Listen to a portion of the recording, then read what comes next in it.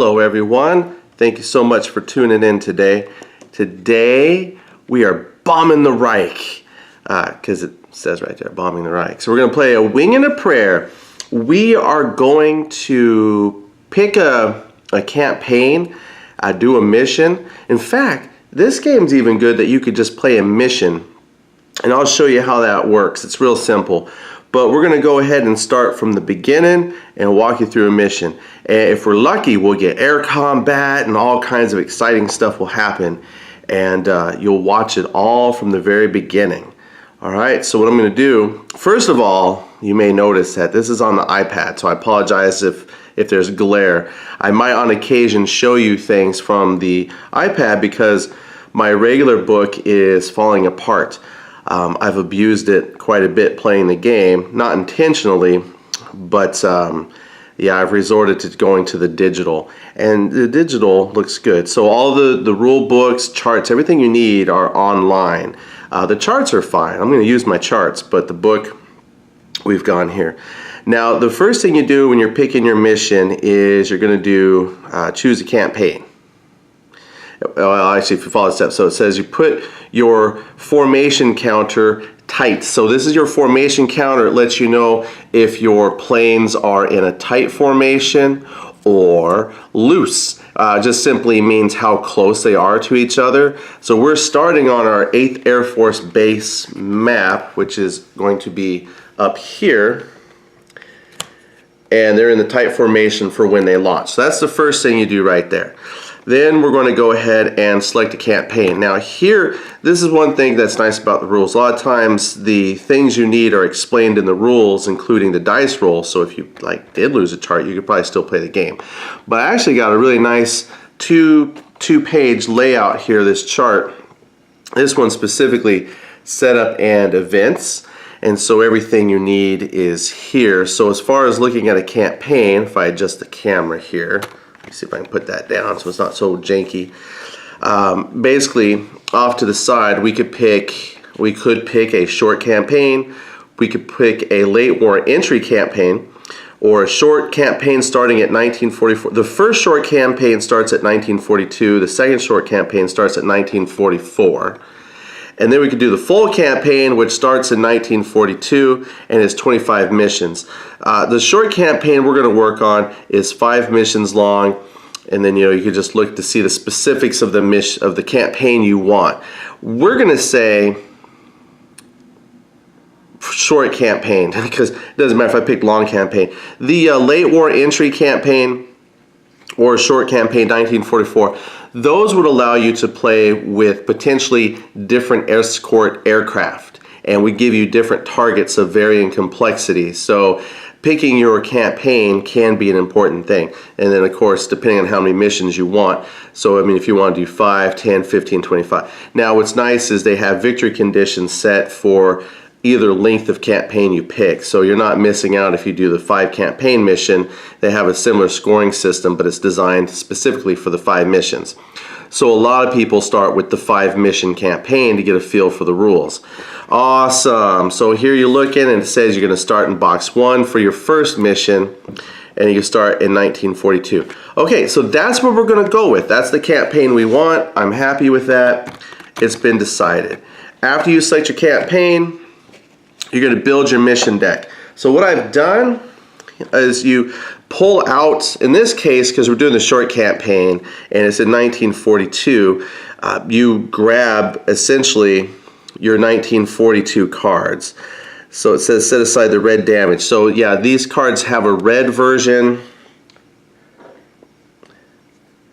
and blue. So blue is like full strength. Red would be when that particular target is damaged. So I'm setting aside the damage because we haven't damaged anything. And then I'm taking all the blue for that corresponding year. Next, shuffle the blue undamaged mission cards and place them face down on the mission deck. So I'm just going to kind of mix these up a little bit.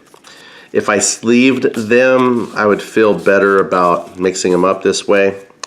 Now on the campaign map, where the camera is currently not situated, there is a spot to put the cards. So right down here you have the mission deck. Nice. And once we get to the active mission, I'll show you where the active mission goes. But right here, this is the missions we have.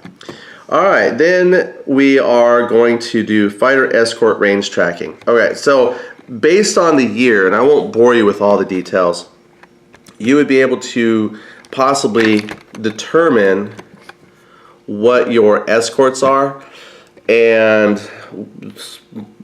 so what we do is we put all of the escort counters up here on the range tracker. So as we get moving here, it's going to tell us which of these are going to be escorting us on our flights.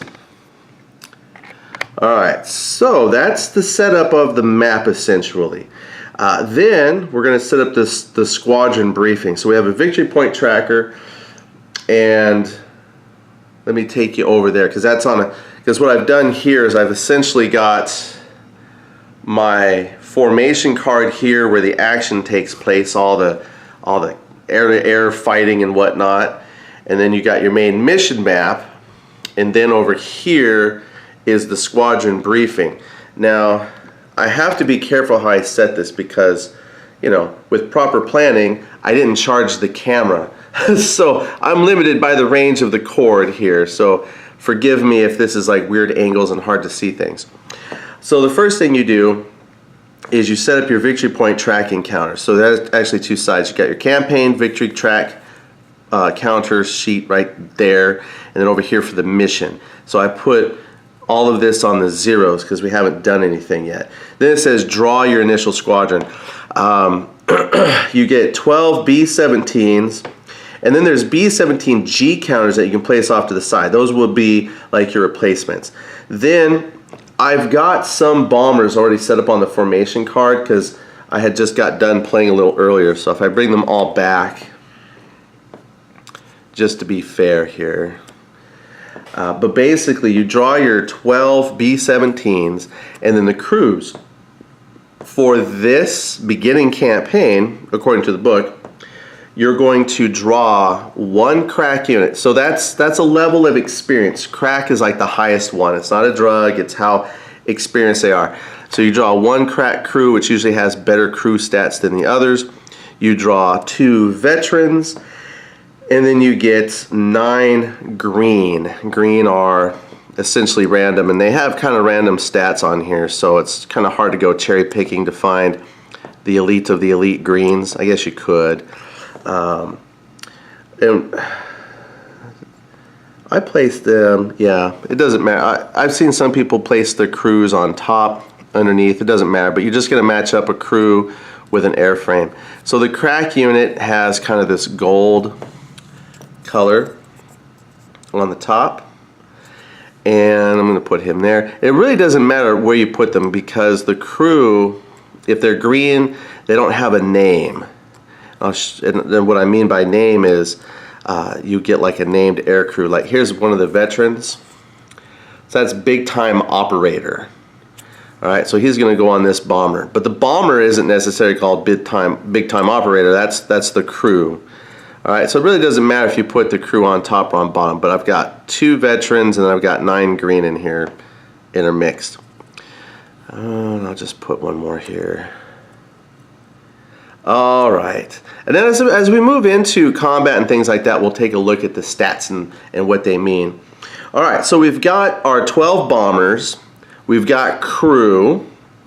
Then what it wants us to do is begin the campaign sequence of play. Easy. Now what's cool is you go from like the pre-planning to the execute mission, and then there's like a debriefing and maintenance phase at the end. So the game is actually pretty easy. So if you've not played this before, let's say you're going to play your first time through as well, you can actually just play straight through the rule book, read the rule book, and it pretty much will guide you step by step through what you have to do. It's pretty cool that way. The other thing too is there's 2 charts, and I say 2 charts, there's 2 folded in half charts. So it's almost like 4 pages. So if you kind of count it that way, there's like 8 charts, and then that you use for the gameplay. And then there's another one of these double-sided, folded in half, extra big. So this is like 4 page of the sequence of play. And if you just follow the sequence of play, like read through the rule book once and then just use your sequence of play, and it pretty much will walk you through everything you need to do, including pre-mission and then your execute mission. But it's time to set up the campaign. So we're going to start with the planning. So it says adjust your mission counter, which is right down here actually. Now again, the idea of this mission counter, and I've seen this actually kind of debated on the forums, and here it is.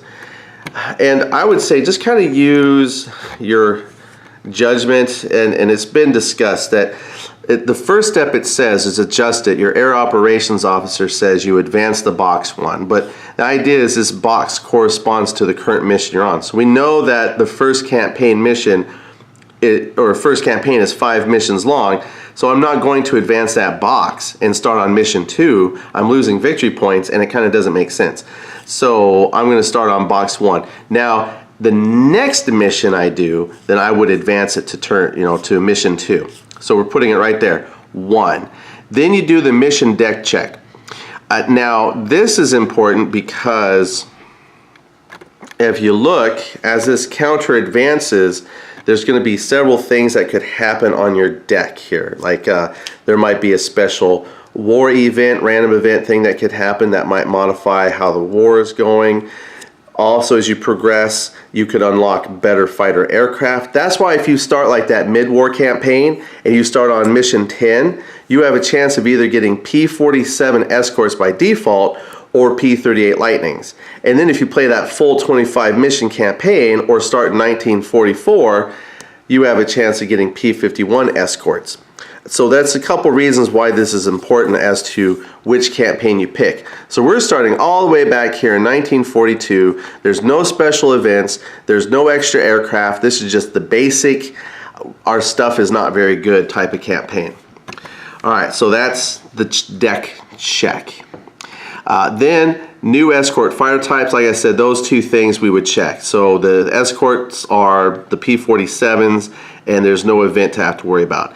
Then we pick the target for today. Our air intelligence officer says draw the top mission card. I've shuffled these up-ish, right? So we're going to flip it. And what's our target for today? Our target for today is melt.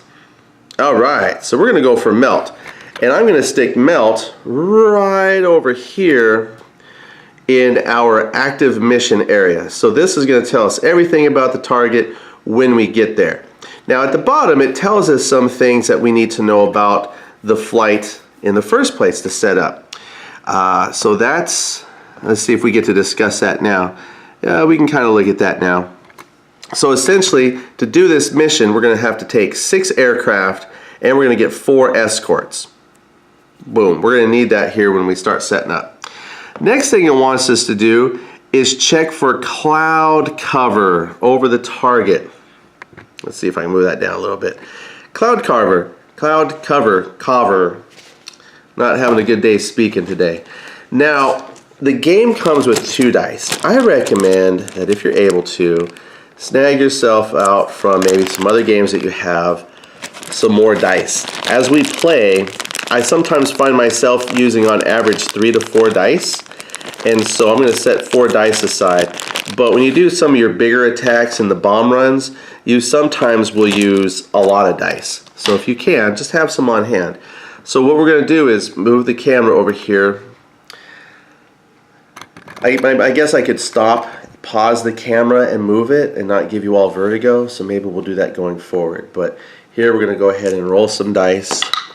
So a roll of 11, that's awesome. We get heavy cloud cover over the target. That is the worst because that means when you bomb the target, you're going to hit the target on a 6+. Let me tell you, that's disgusting.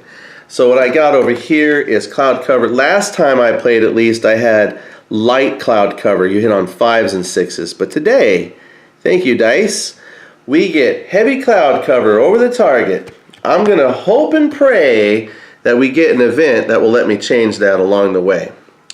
Alright, so there we go. We've got our cloud cover. We're going to assign bombers and crews. This is where I have to now pick where my airframes are going. Usually, probably what works best for this is you put like your best crew up front, because they're going to get you a potential bonus on your bombing run. All right, so you want to put your best crew there. So I'm going to stick my crack crew, which is Big Red. I'm sticking Big Red up in the lead here. Now when you place your airframes, you have to do a numerical sequence. You have to fill out one element before you can fill out the other elements. There's 4 elements in total, so there are some missions where you will take all 12. This particular mission told us we're taking 6 airframes. So now I have to fill in the number 2. Now you also got to think about where to put your veterans. I'm going to put my crack unit and then 2 green crews up here in the lead element. Then I'm going to put my veteran. Now the reason I might want my veteran here is at some point, if my Uber lead element guy dies, you can eventually start moving aircraft around to try and fill gaps. So I'm going to put, you know what, I'm going to put my veteran here. That way if he dies, then the number 2 would move up and things kind of shift around a little bit, which means this element back here is going to be all green. So we hope beyond hope. I mean, I could put, I'll tell you what, why don't we do this? I'm going to put my other veteran right here. I don't know, I have a feeling. So part of this game then is long-term managing your crews. Hopefully nobody dies, hopefully they all make it back, and hopefully they can all promote. So might as well send everybody and hope they promote. The next thing it says to do without moving the camera is coordinate with my fighters. Now it does say if you were doing a particular mission or part of the campaign where you could get either the P-38s or P-51s or possibly even, you know, the P-47s, there's actually a chart you can look in here. It's the rendezvous chart. I will show you that just real quick. This particular game, I know for a fact that I'm getting all P-47s based on the year. So for example, if I was starting my missions on, say, like that turn 10 I told you about, I'd have a chance of either getting P-47s or P-38s. I'd roll the die 6 and that would tell me what I'm getting. But since I'm playing that campaign that only has turns 1 through 5, that means there's no chance of getting another fighter type. So all of the aircraft coming with me then are those basic P-47s. Yay! So what I'm going to do is, I got on hand here 4 P-47 tokens. Now your results here, this is like their air combat result, that yellow. That's not really showing up very good, is it? The white number, the 3, is their skill. It's like, I forget what they call it. It's like skill basically. And then 3 is the structural integrity of this airframe. So it does okay at fighting, but they're not very nimble, and their strength of 3, which is good because a B-17 bomber is a strength of 4 integral. So this 3 compared to 4, that's not too bad. It's a tough aircraft, not the most nimble, maybe not the most deadly. Oh, I get, what did I say? Oh, I get 4. So I got 4 of those. So what I do is I'm going to stick those down here on this chart, down where the escorts are. Okay. Now, that's falling asleep. We also have to check for how many aces we have, which again, if I go back to my table, we have, oh, of course, that's not here. That's on the outside. Of course, that's one of the joys of having these charts. One, the information's together. You just sometimes got to look for it. Here's an ace table. So I have coming with me 4 aircraft. So I'm going to roll 1 die 6, and that's going to tell me how many aces I get out of 4. Well, I rolled a 2. I didn't roll very good. 2 tells me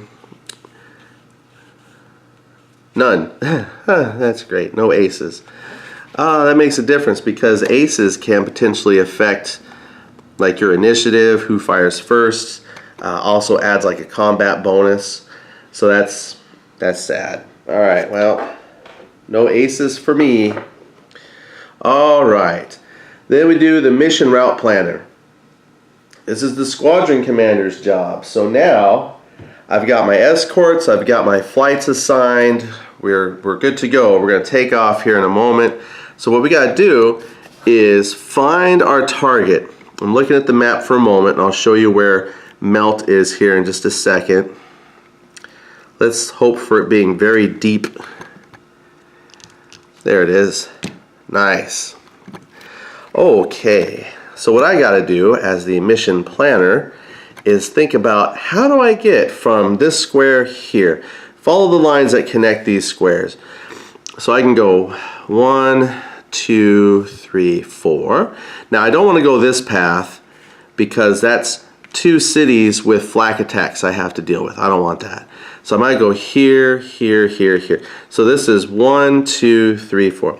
This is 4 squares. This was 4 as well. 1, 2, 3, 4. But I only go over one city of flak. Okay, that's good. So this is the path we're taking. I'm going to fly here, here, fly over the flak, and then come down here. I've now plotted the path that we're going to take. The only other thing is when I got my escort counters, what I'm going to do it now before I forget, is P-47s are only with you, well, I guess you wait till you start, but see this track we're going to keep up with because as we move through the sequences, they only fly with us until we are 6 squares away. And I was going to put it on the 6th square, but since I remember, because what you do is you count up, but what I wanted to be aware of is my fighters will be with me for 1, 2, 3, 4, and then 5, 6. So my fighters will be with me the entire flight, but they're going to leave here right in this square. So 1, 2, 3, 4, 5, 6. Once we hit this square, that's the last square they're with us. Once I enter this square, the fighters return straight to base to refuel. So I should have fighter escort the entire way. All right, we're good. We've plotted it. I know what my escorts are doing. They're going to be with me 6 squares. That's the entire flight. And even if I get jumped in that last square by enemy fighters, if I lose anybody, we're close enough to base that I could probably recover everyone. Okay, great. Mission is now set up. We would now start the mission execution. And the first thing is you move the bomber formation. So we've already plotted the path that we're taking. So what I'm going to do is move 1 square. Wow. After you move, then you do what's called the lead bomber and formation adjustment. So if for some reason I had lost some bombers, we haven't lost anything yet, I would be able to shift the airframes around to cover gaps. But we're good. I can skip that part. Then there's a loose formation check. Now, with your 6 bombers, there's actually a little chart, if I can find it. I think it might be, it's on 6.4. If I find chart 6.4, I'll show you this. But basically what that says is, it will tell me if I have, say, 6 bombers, and I lose like 2 bombers, if I can find that chart, then I would be what's called a loose formation. That means because of the gaps, my planes aren't flying close together like they should, which is right here, the loose formation. So if I have 6 bombers and I lose 2, we're loose. And I would flip this from tight to loose to remind me. And that's bad because you get a lot of penalties for doing things because they're not, like together, a tight, coherent unit. So I don't have to, so this loose formation check then, I don't have to do because my group is tight. So this loose formation check just allows you to roll a die and see if they bring everything back together. So we're good. Then we have a damaged aircraft check step.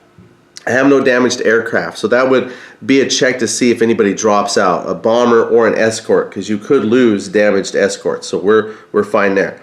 Then we do the escort fighter's range check. So because I moved 1 square, I'm now going to move my P-47 escorts 1 as well. And remember, they're only with me for 6 squares, but that's more than enough to cover this entire flight.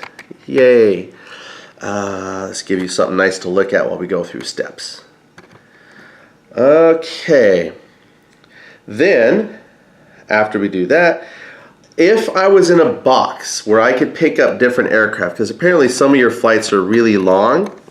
So for example, if I landed in this box here that's got these aircraft, that's a rendezvous. There's a potential I could pick up and replace my current set of escorts with new aircraft. But I haven't landed on one of those squares and I won't need them. So don't need to do an escort check. Then we're going to check to see if I've flown over a flak site.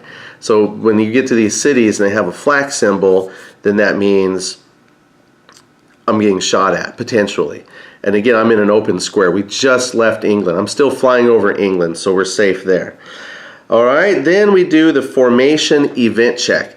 So that as we move through the squares, I'll probably just rush through these sequences a little bit quicker because I've explained it once. But we actually have this really neat chart that will tell us if a random event happens while we're flying. This is where you find out if you have aircraft attacking you. Okay, because I've seen that on the forums. People want to know, well, how do I know if I'm getting attacked by aircraft? Well, that's a potential random event. Now what you do is you count how many squares away you are from the green main airbase. I'm 1 square away. So I'm going to use this first chart, 0 to 1 squares away. And it says you roll 2 dice.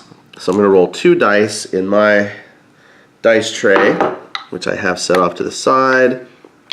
And maybe we roll something good. A 7. So I look down here, 7 is Lady Luck. Draw a random Lady Luck counter. Great. Let me go get some Lady Luck counters and I'll tell you what I got. Okay, well this isn't very random. I was trying to see if I had like a little bag handy. I don't have a little bag handy, so I'm just kind of shuffling these up, trying not to look at them. And I'm just going to grab, flip them, oops, and let's just say I grab this one. This one says, ignore any crew reduction rating. Oh, that's actually really good.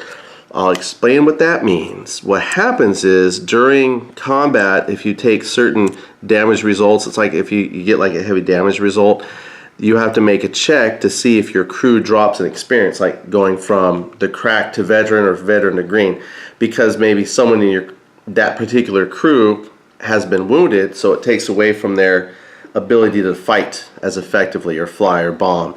So I'm going to keep on Lady Luck. So Lady Luck is just saying, hey, I'm looking out for you today. Awesome. So we've flown over the flak site. We did our event check. Now, if our event had been enemy fighters, we would now move into the enemy, basically the air combat phase, where they would attack through my escorts and then eventually make attack on the bombers themselves. That didn't happen. So we're actually safe to go back and go through the steps again. So here we go. I move my bomber formation, just because I know you want to see some of the stuff here. So I'm going to move them here. We do the formation adjustment. Nobody's hurt. I don't need to. I skip loose formation check. I bumped my counters. Let me fix them here real quick. I don't have to check for damaged aircraft. I do have to do my escort fighter range check, which means I advance the little marker here to box number 2. So they're still with us. Thank you.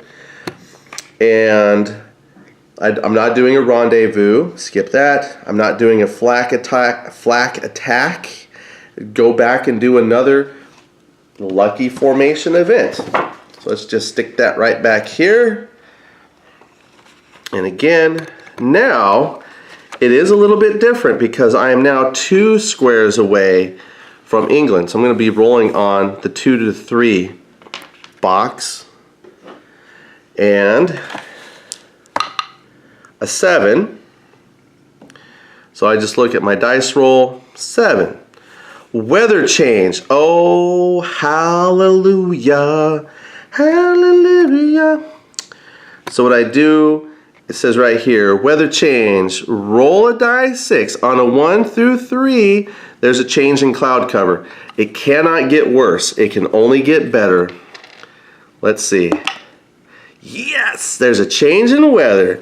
What's it change to? A 1 or 2, it's clear. 3 or 4, it's light cover. 5 or 6, heavy. Oh, it popped out. It doesn't count because I don't like what it landed on. Here we go. A 3. Well, it has gone to light clouds. So that's, oh man, let me tell you how happy that makes me. Because now, instead of heavy cloud cover over the target, I now get light cover. That means when I drop bombs, I'm going to be dropping and hitting on 5s and 6s instead of 6s when I make my dice rolls. So that's super, super good. And it also means no fighters have jumped on my group at this point. So now we've done the formation check. There's no air combat, so now we move the group. So this game, as you can see, can move pretty quick. It's not like super tedious for every single step of the way. I'm sure just the way I explain it makes it seem tedious, but here we go. But see, now things are going to be different. I'm now flying over a city with flak, but you still go through all the steps. So step 1, right, we move the bombers. 2, I see if I need to make any adjustments here. No adjustments, everybody's fine. We're flying fine. We're flying casual. I don't have to do a loose formation check.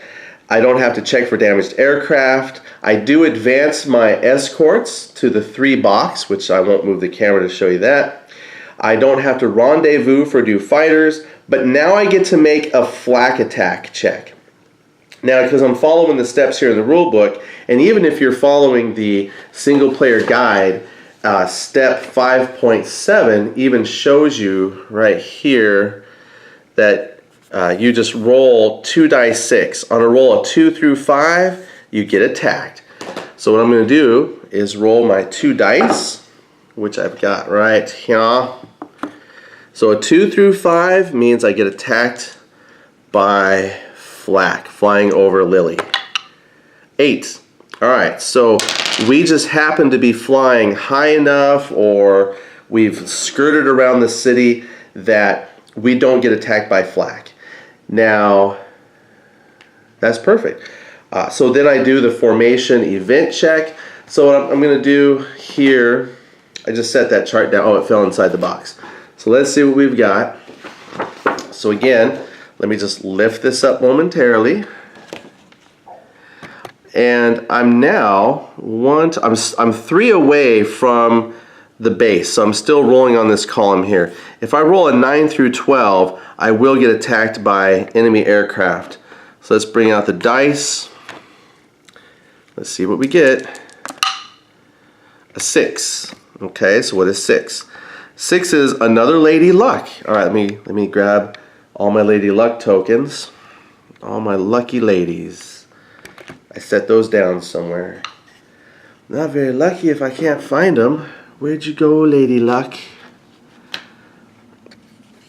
I'll go find them. That's right. I put them in a spot where I wouldn't forget where they were. So if we just kind of, I know this doesn't shuffle very good, and you might be thinking, but of course, Eddie, you know exactly where they are. So I'm going to grab you. This says, ooh, this could be good. Add +2 hits to any bombing result. Yeah, baby. Oh, we need that for sure, because that's awesome. That's fantastic. And the reason why that's fantastic is that to score some achievements, you have to score like 3 hits. So this puts me almost halfway through destroying our first target on our first mission. Great. So that's a formation event check. So that's it. There's no air combat. I didn't get attacked by fighters. So we start the sequence over again. We're just cruising right along. Like, this is uneventful. I've been told this is kind of how it felt. There's hours and hours of absolute boredom, and then there's like minutes of absolute terror as you make that attack run. Because here we come into melt. Things are going to change now.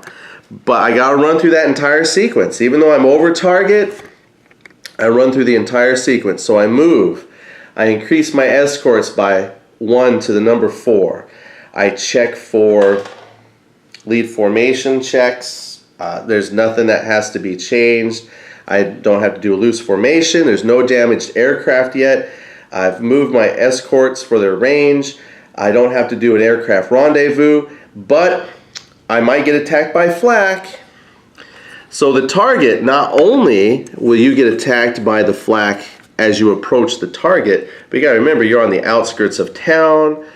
Maybe now they're aware of your presence, and it's possible that I'm gonna get shot at here by enemy flak over the target. I rolled a 6. Thankfully, no. So I can, we brush that aside. No flak attack coming into the town. Woo! Then I do the formation event check. So I still have to check, because wouldn't that be something if all of a sudden the cloud cover changed back to like the crappy weather?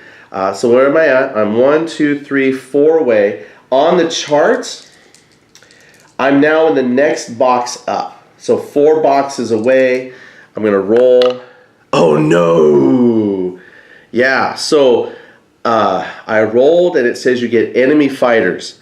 Yes, so over the city of Melt, on the outskirts, I passed the first ring of flak and I am met by potential fighters. It says roll 1, oh, where is that? It says roll 1 dice 6 for the number of enemy interceptors. Okay, so what are we fighting today? 4. All right. Now there is also a chart. I'm going to grab that chart and we're going to take a look and see exactly what's coming at us though. Okay, so right here, enemy interceptor type table. So I roll a dice 6, cross-reference with the year, and that's going to tell me if I'm getting what exactly. So we're going to roll a dice, and that tells us I rolled a 4. Well, let's see. A 4 is a Focke-Wulf 190. So I've got 4 FW 190s. Let me go grab those counters. The other thing too I'm going to do real quick is I get to check to see how many of those are aces. So again, I got my ace table. I've got 4 aircraft. Let me check my dice roll. Oh good, a 4. 1. There's 1 ace coming up to meet us. Let me go get those aircraft. Alright, so there are 3 American aces and there's 3 German aces, and so it says pick one randomly, and they each have different stats, so it is kind of important to know which one you pick. So what I'm going to do is do a dice roll. 1, 2, 3, 4, 5, 6. So let's see. 2. So that's going to be this first guy, and that's important to know because he's got a +2 combat bonus and like a +1 skill or initiative, and so he gets assigned to an airframe. So we've got these 4 Focke-Wulf 190s, and we'll go over aircraft. But see, he's got an attack factor of 5, add 2, so like he is going to be very strong in this aircraft. Initiative of 4, and then he's got a structure of 2. So a little, not quite as tough as a P-47, but super deadly in the hands of an ace. Those go at the very top here of the formation card. So just right up here, let me just show you, and we're just going to line them up. So I'm going to shift the camera up here in a little bit so we can focus on combat. But now that I've done my event, I know that aircraft are coming in. At the end of the formation check, we would do air combat now. So I'm going to shift the camera a little bit, try to focus on the air-to-air combat, and then we'll come and we'll check on, I'm just trying to position everything so we can see it kind of all at once. Alright, so I've tried to set this up. Hopefully the focus is the air-to-air of the fighters currently, not so much the bombers. So we'll reposition later if we need to. And then hopefully you can see the dice rolls. So I've got my interceptors lined up here. I've got the ace. The first thing you got to do is check to see how many of your escorts are going to be aggressive and they're going to leap into combat, because you have a choice to send your escorts to go up and attack the aircraft if you want, or leave them behind to help defend the bombers close up. So first thing I got to do is see how many of my escorts are going to get brave. So let's roll a dice first and we'll look at what the number is. Okay, it says 5. So what I do is I roll my dice 6. I'm going to look at the 5, come across to my 4 interceptors, and it says I have to send 2. 2 escorts have to come up to fight. I don't have an ace. I'm actually thinking of, I'm going to put one of these on the ace, and I'm going to give him, well, you got to do this, because the way it works is when you're assigning your, the escorts, it says you got to do one at a time, line them up one at a time. If you have extras, then you can assign them as wingmen. So I really wanted to give that guy a wingman, but it says the player at all times will attempt to pair up one escort with one interceptor. So I can't give a wingman. Wingman would give a combat bonus against that ace, but apparently no combat bonus for you. So we're just going to go straight up one-on-one dog fighting right over the target city. That was very smart of them to put them there. Okay, so no wingmen for either the escorts and no wingmans for the interceptors. That's fine. If we had disproportionate ratios of attackers, defenders, they got some rules in there what you can do with all the excess. However, this matches up perfectly. One-on-one dog fighting. Okay, so now we would move into the combat. Combat's going to have 2 rounds.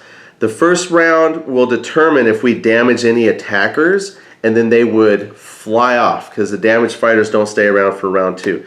Then any interceptor that survives through round 2, they would then actually break through and move on to attack a bomber. So I'm hoping I can damage or destroy all of these aircraft before they make it through. So what we're going to do is just go down the line. And this part here is a little bit tedious because you got to resolve each combat individually. But luckily, it's not too bad. First thing we do is we decide who goes first. So this is very much set up as a attacker goes first, defender second. And your attacker can actually kill, destroy, maim the defender before there's a chance of simultaneous action, but generally the person with the higher skill goes first, right? So you always want to be first. So you look at the white number. That's what I was saying is like the skill. So you're going to compare, that's called advantage. I was forgetting the word. But I have an ace with +1 advantage, 4 for advantage there, so that's 5. These P-47s only have a 3 advantage. And that advantage is a culmination of like their nimbleness, speed, agility of the airframe, possible skill of the pilot, things like that. So this ace is going to attack first. So now we look at his combat score, which is 5. That represents, again, the maneuverability of the vehicle plus the weaponry. So it's a 5 plus 2 is 7. Then you subtract the airframe strength, 3. So what that does is that gives me a modifier on the dogfighting table. So his strength of 7, my aircraft frame strength of 3 means I roll 2 dice 6 and add the difference. That's 4 if I'm good with math. Not always. So I'm going to roll 2 dice and add 4. Okay, so I rolled 4 plus 4 is 8. So I look on the fighter combat table and it says 8 through 12 is a damage. So that means the P-47 is damaged. Now he can still fight. It's just that because the German guy went first, my P-47 has reduced stats because he's not quite as nimble as he was. So I don't have to worry about the advantage because we've already decided that. I'm just worried about now his combat effectiveness of only 2 and then airframe strength of 2. Okay, so that means I'm going to roll 2 dice and there's no modifier, negative or positive. I'm just going to go off of straight 2 dice. Roll high. A 7. Well, we know that's a damage result. If I look at my chart, oh no, it's not. Oh no, 7 or less is no effect. Oh, bugger. All right, well, lucky us. Okay, so the ace will stick around for another round of combat. Okay, that combat's done. we do the same thing. Now, as you can see, all of these Focke-Wulf 190s have an advantage of 4. All of these have an advantage of 3. So all of these Focke-Wulfs are going to go first before their individual opponents. So all I got to do is look at combat strength of 5, integrity strength of 2. So it's going to be the same results all the way around. So they're going to roll 2 dice and add 2 to the results. So let's resolve a combat here. Oh no, 10 plus 2 is 12. Well, luckily 8 through 12 is damaged. I have to get a 13 to score a kill. So damaged, great. So combat strength 2, airframe strength of 0. So you get, oh, 1 popped out. I'll re-roll the popped out one. And that's a, 9. Okay, so we know 8 through 12 is a damage. So they damaged each other. And then here we know airframe strength of 5, 3, so it's 2. 6 plus 2 is 8. 8 is a damage. Not looking good for the Americans today.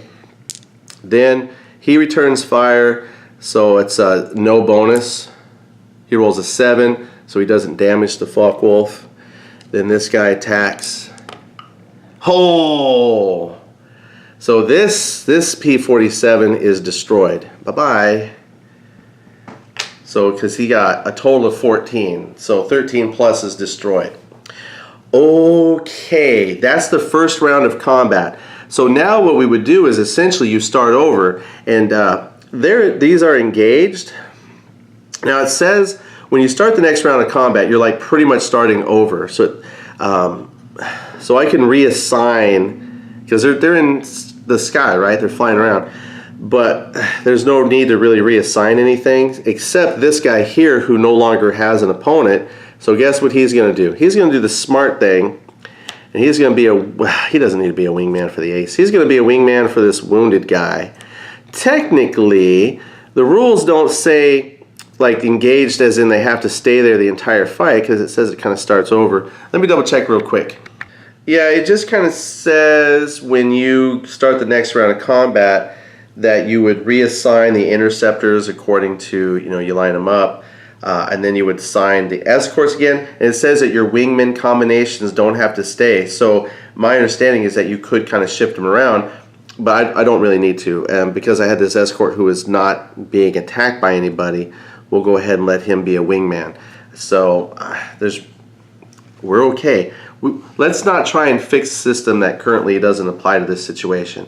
I had an extra unassigned Focke-Wulf 190. He is now a wingman to somebody else. We'll leave it at that. So we just go through combat one more time. So it's the second round of combat. So again, we know that even with the wounded aircraft here, they still win the advantage. So there's a potential that all these P-47s will be dead in no time. So again, this guy had the attack of strength of 5 for the airframe, plus 2 is an ace, so 7. Minus 2 is a plus 5. So 10 plus 5 is a 15. That P-47 is dead. This is not looking good. Now a wingman, they only had 1 combat value. Oh yeah, that's why I was checking, because I probably could have swapped these 2 aircraft, because it says you kind of like reassign again, but we'll leave it as it is.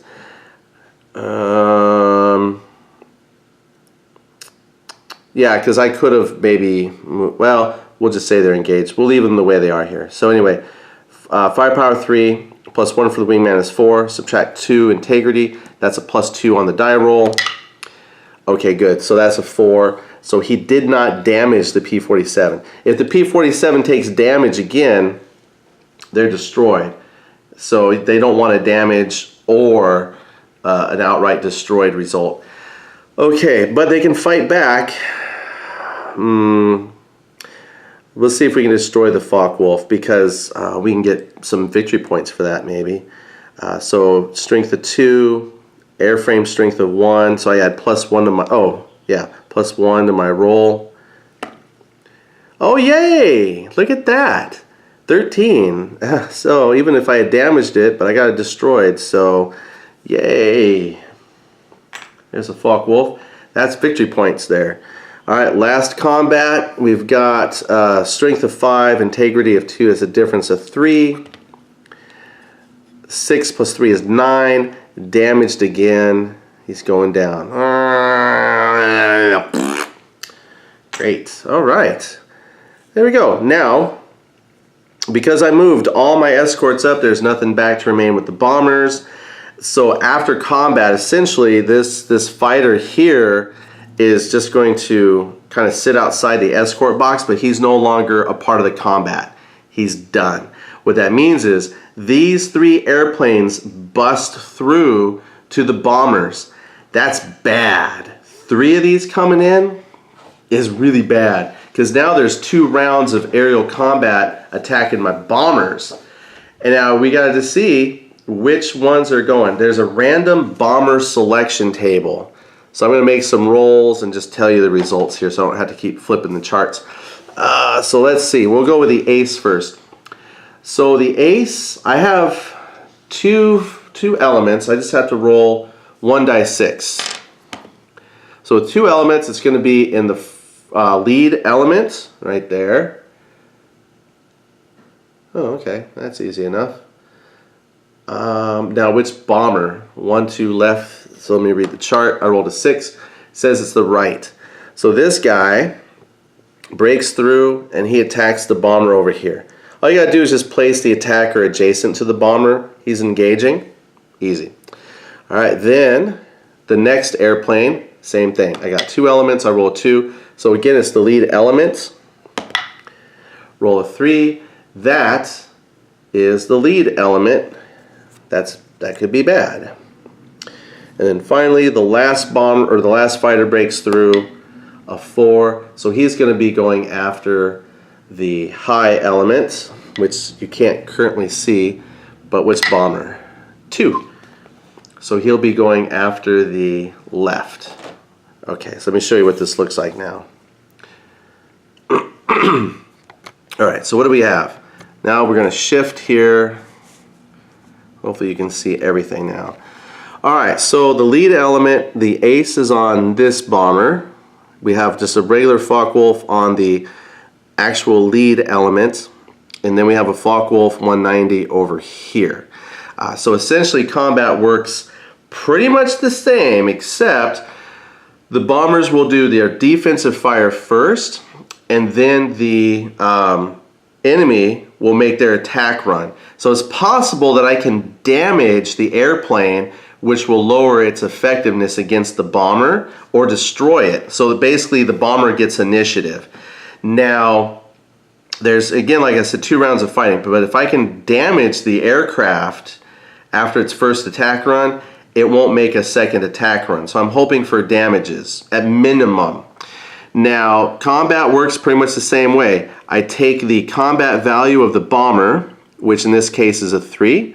I subtract the crew's combat score, which thankfully is a -1, sarcastically. So that's 2.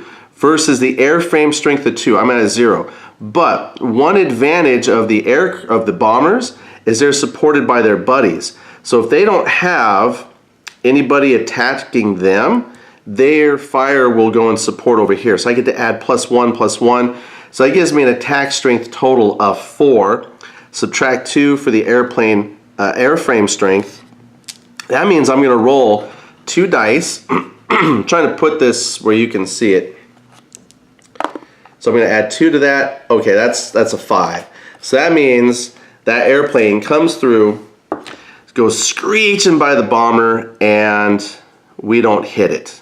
All right. So now the aircraft attacks back. Same fashion. You take the strength. These have an airframe strength of 4, so they get a +1 bonus. So the airplane comes through.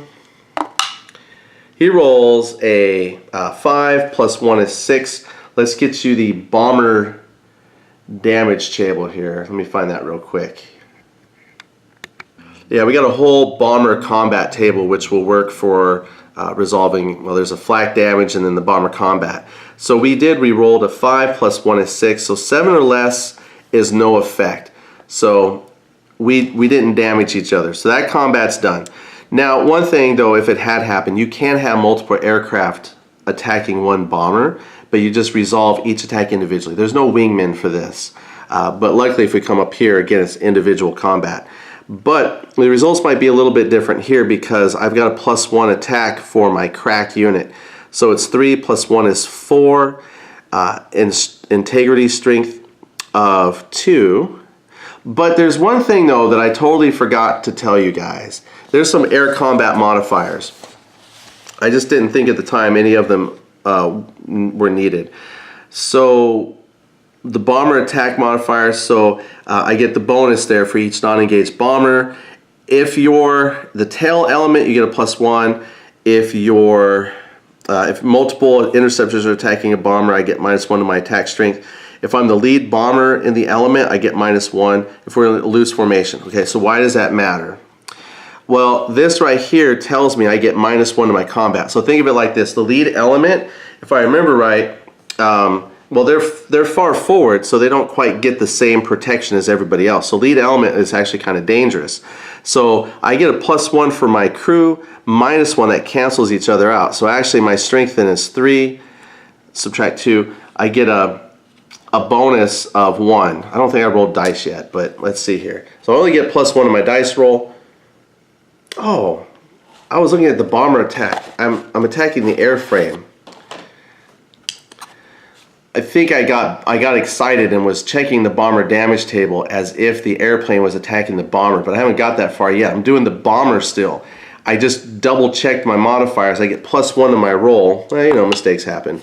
But still, that's a 6 + 1. So against the airplane, right, we know 7 or less is no effect. So again, this guy could not damage the airplane. Airplane does his attack strength 5, subtract 4 for the airframe strength, so he's going to get a +1 on his die roll. Yeah, now, okay, there we go. Now we apply this against the bomber chart, right? That's 12 + 1 is a 13. That, oh my gosh. Bomber destroyed. Wow. Okay, thank you. I'm so glad we got to demonstrate that here on our inaugural campaign mission. Well, thank you.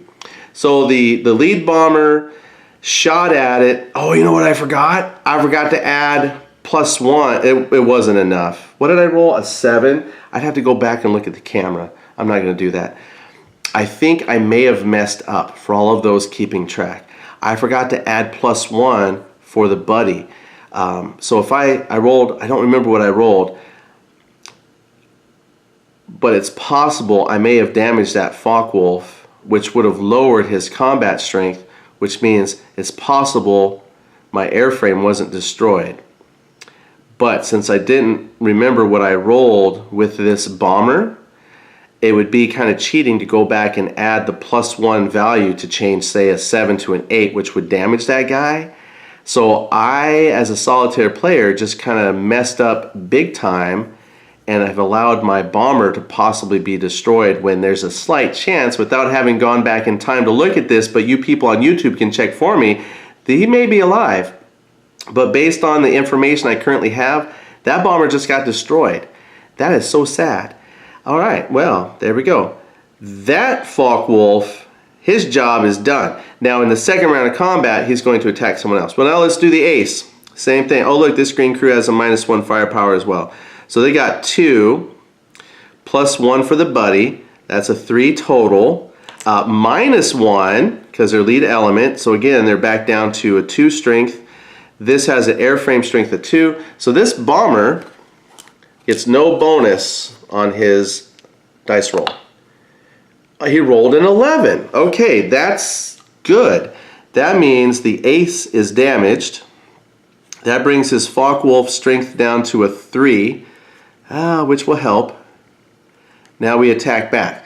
So 3 + 2 for the ace is 5, minus the 4 integrity for the bomber. So that's only a +1 on the die roll. 7 + 1 is 8. Check the bomber damage. That's light damage. So what we're going to do is check to see what happens here. 1 through 3 is no effect. 4 through 6 is damaged. Oh, I'm off the table. I rolled a 5, to be honest, which says he's damaged. Okay. So the bomber was damaged in return. Ugh. Now this second, this would only be in effect if, well, now I gotta make a second check. Now that he's damaged, I'm gonna see if he drops out. That could be bad.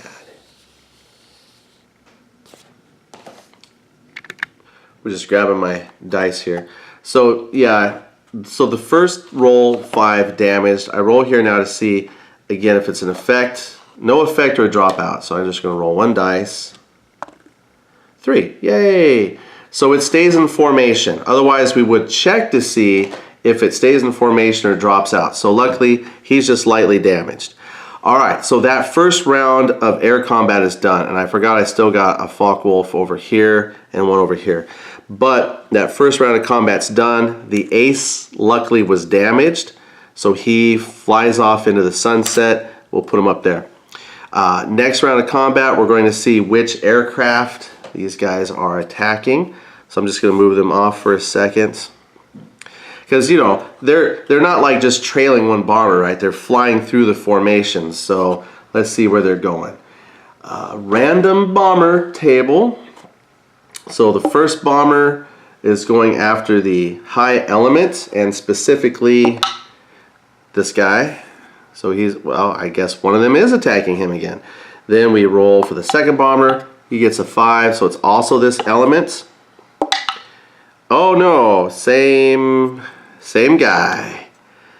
All right, so that's kind of neat. So narratively, you could say that maybe this one plane did continue following, and then after blowing up the lead element, he just flew right on through to hit the high element. That's not cool either. But let's see what happens here. Alright, so the rules do say that the bomber will make separate attacks against everything, because it doesn't specify where they're coming in against the bomber, and since the bomber has guns popping out of everywhere, all guns are firing. So what we're going to do is the combat. So yeah, luckily this is the one with the -1 attack strength.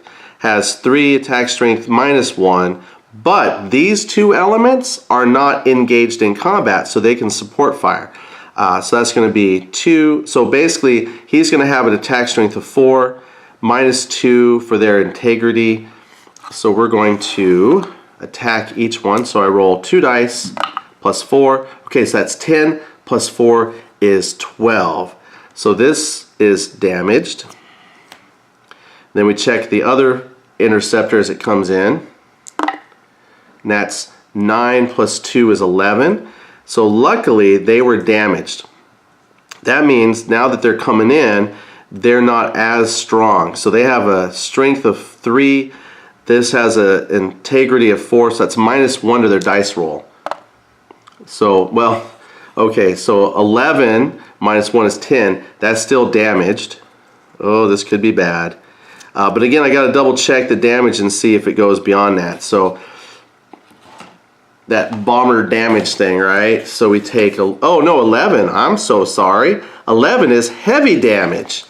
Okay, that's bad. So first it says no effect, 1 through 3, no effect. So I gotta see just how heavy damage the heavy damage was. Golly, this really sucks. All right, so I'm gonna roll my dice. It says a 1. Good, that means no effect. If there was a dropout, right, I'd have to make a dropout check, but luckily I rolled a 3. Plus, if this was a second heavy damage, I would be destroyed. So luckily this is the first time through, but I have to check to see if the crew is damaged. So this 1 through 2 is a die roll. On a 1 through 2, the crew is damaged. So this is kind of lucky, their first heavy damage, but I might get the crew. Oh, yay. So it says right here, your crew is damaged. On a 1 through 2, the crew is damaged. But basically, that would be flipping the veteran unit to a crack unit. No, backwards. Crack unit to a veteran unit to green, and green cannot get any worse. So, yay. They're heavily damaged. They took a heavy damage result. They didn't drop out, and even though the crew was damaged, it won't affect them because green is green. That's the second round of combat, and they fly away anyway. Then it's the end of combat, and this guy now can fly back into his escort position, and what we're left with is a dead airplane. And I'm going to put this one up here to remind me he's wounded. I think I have another wounded bomber. So this is awesome. Now remember, I did have a Lady Luck to prevent a crew from being damaged, but or ignore any crew reduction rating. Oh, I think that means I could have ignored that -1. Not that that would prevent them from being reduced in combat. Oops, I might need that later. Okay. We're over the target. Oh, yeah. Now we can start the bomb run. Oh my goodness. So air combat was deadly. Oh, shoot. Luckily, we're still in a tight formation. I only lost 1 bomber. So that will be helpful on the bomb run. However, that means my bombing overall effectiveness has dropped significantly. That's bad. All right, so here comes the bomb run. So basically, when you first enter your target square, you go through all the steps, which is how I ended up with aircraft flying over the target, thankfully, right? And now the bomb run has its own sequence. You get to conduct an approach flak attack. All right, so not only did we survive the initial flak attack, but now the target itself automatically attacks with a strength of 14. So what do we do with that number? What we do is we look here at this chart. Oh, where is it? Baby, where are you? This one right here. And I just cross-reference this 14 with how many aircraft I have. Since I now have 5 aircraft, which, by the way, is a loss of victory points because I lost a bomber, I'm already at -2. The game doesn't go backwards, so I think I'm just going to have to, when I come back and do a victory point total, this is bad. I'm off to a really good start here. So 14, 5 aircraft. That means I get 4 flak shots per aircraft.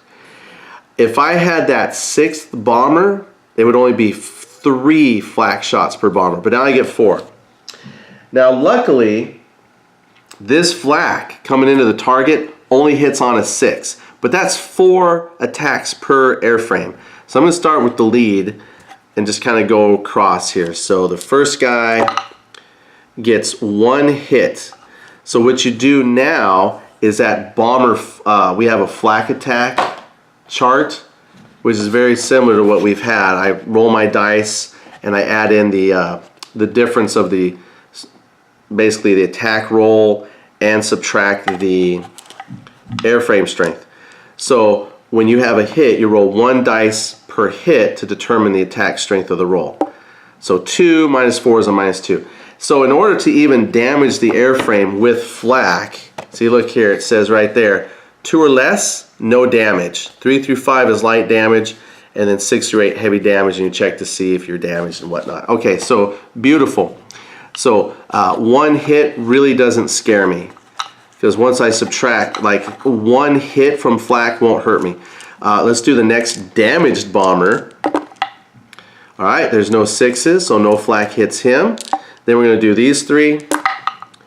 No 6s there. The next lead bomber, he gets 1 6, but remember, 1 hit is 1 die roll for damage, so 5 minus 4, nothing. And then the last one here, 4 potential hits.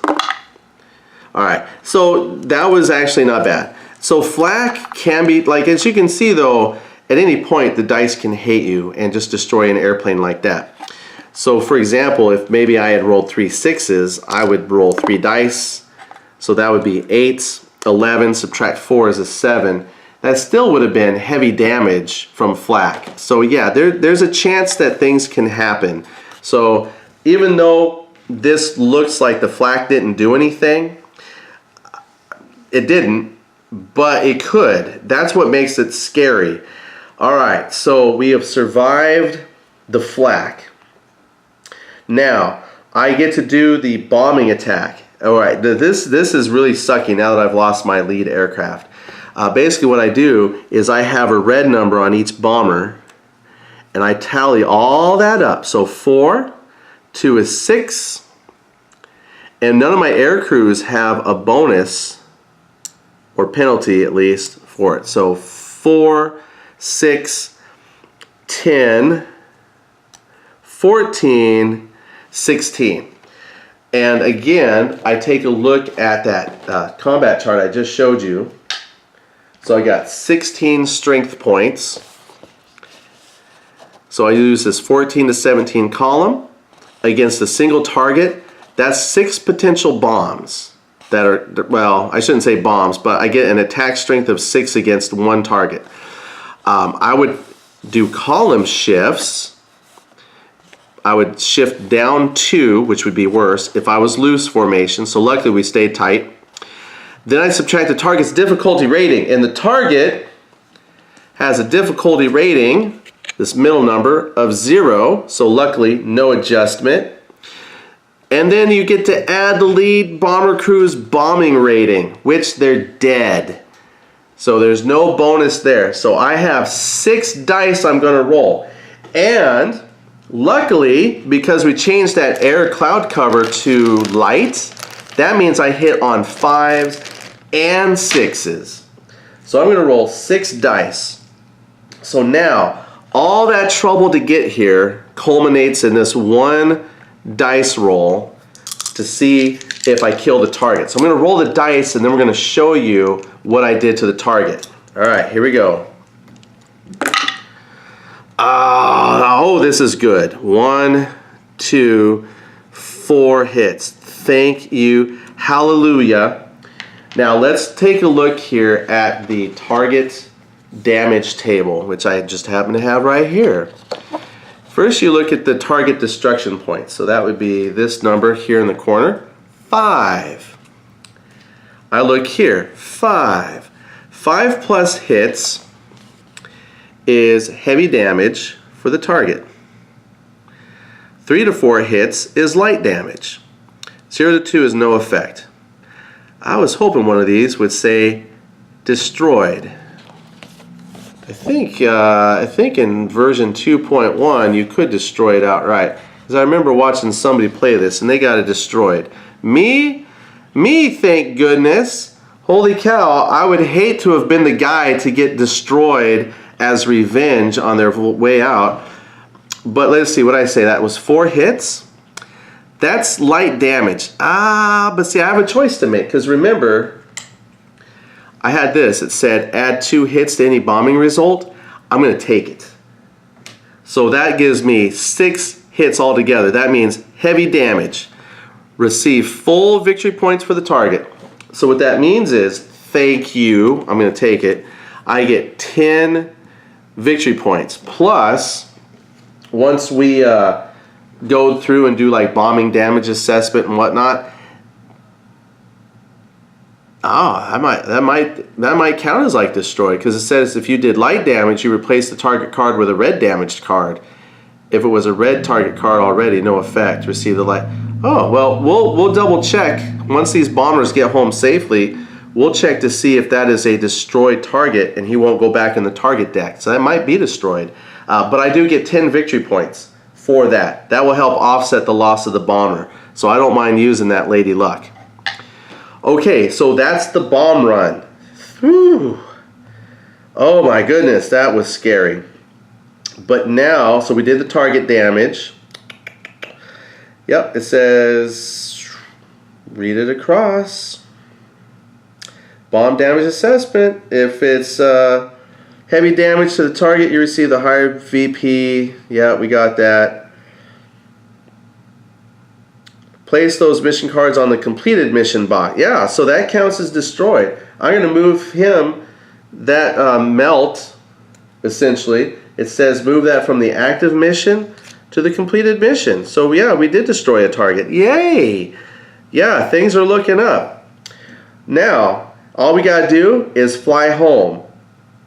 Easy, right? No, because now I have to roll for a potential flak attack on the way out. Now there is an optional rule that I'll just point out real quick. There's an optional rule where you could check for better cloud cover, where basically you would fly an egress, take a flak attack on the way out.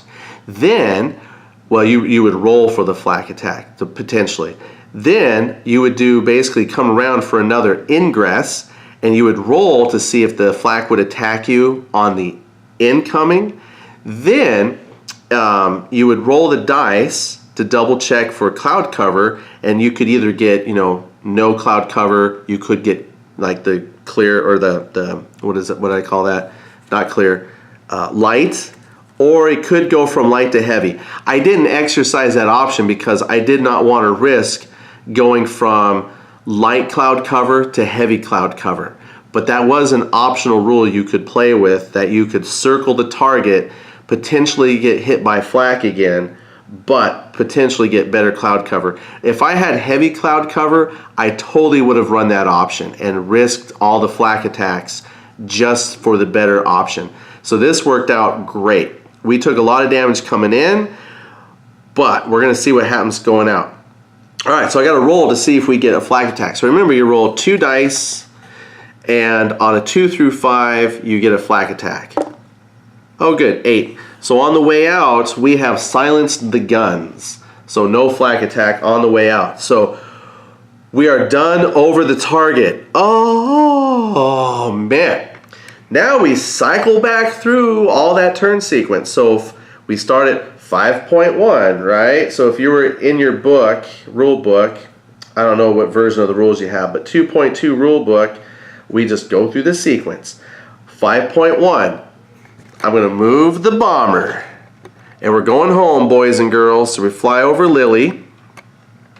Okay, look at all the damaged aircraft, because now things are important. First we do lead bomber and formation adjustment. We lost the lead element, team. If the lead bomber in any element was destroyed or had to leave the formation, you must move the bomber at the next higher number in the same element up.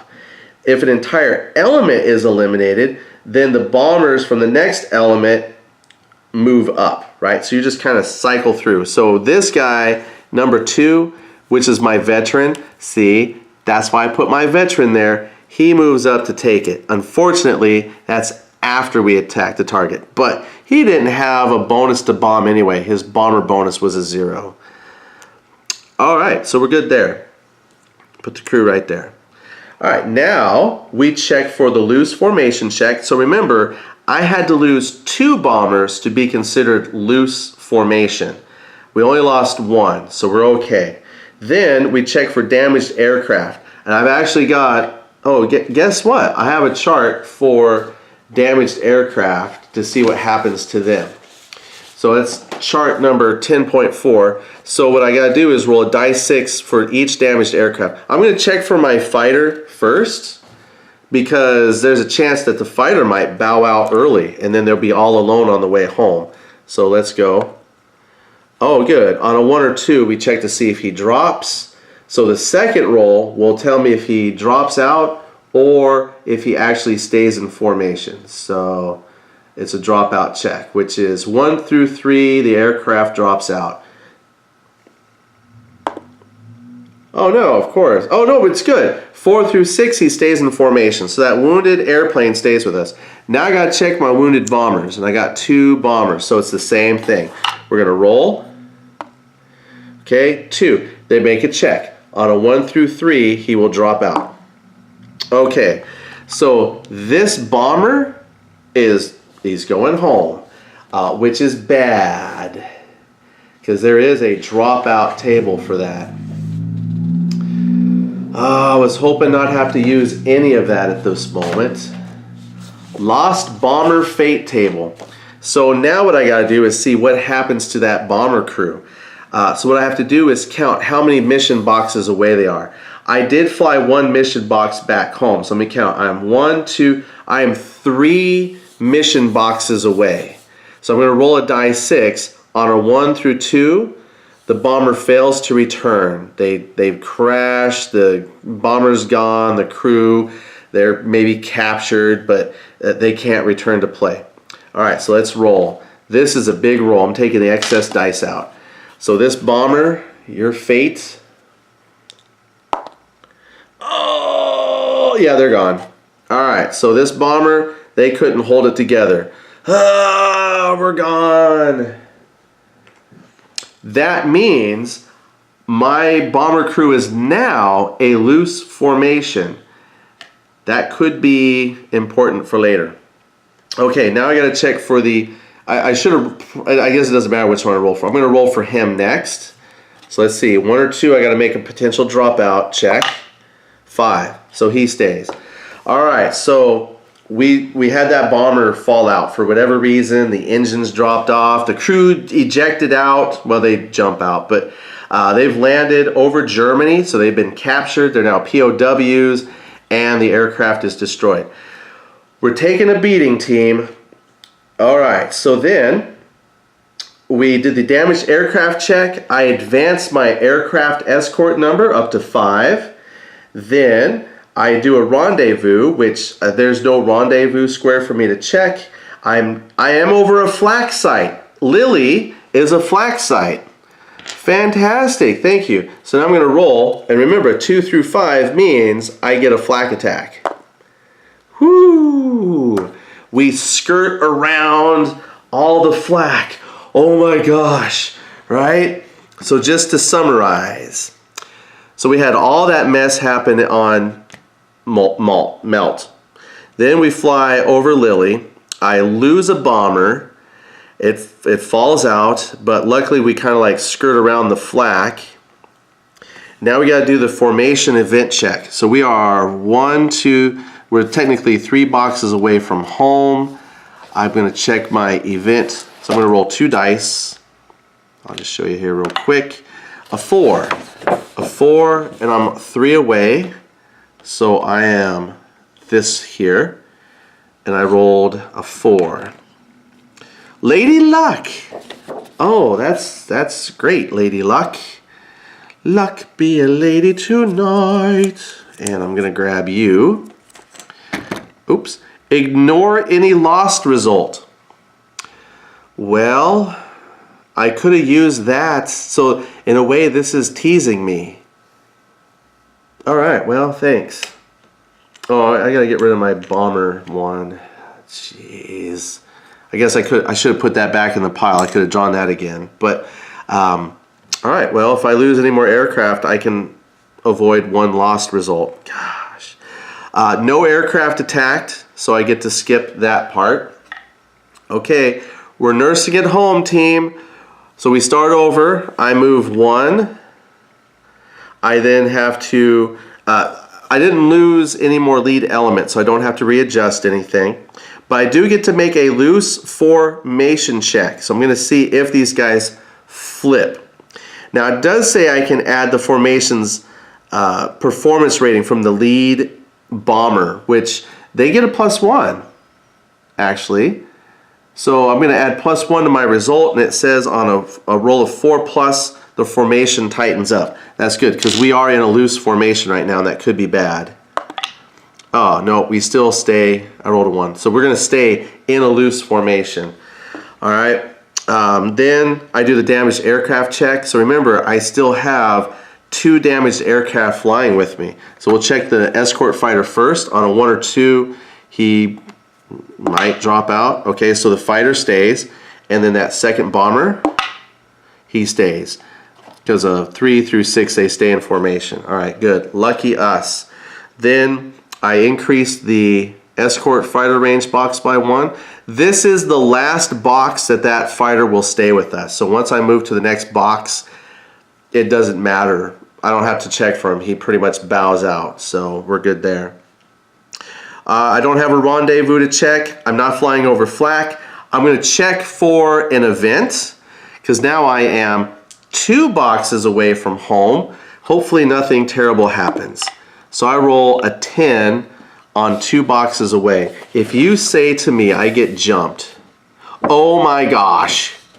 So here I am, 2 boxes away. I roll a 10.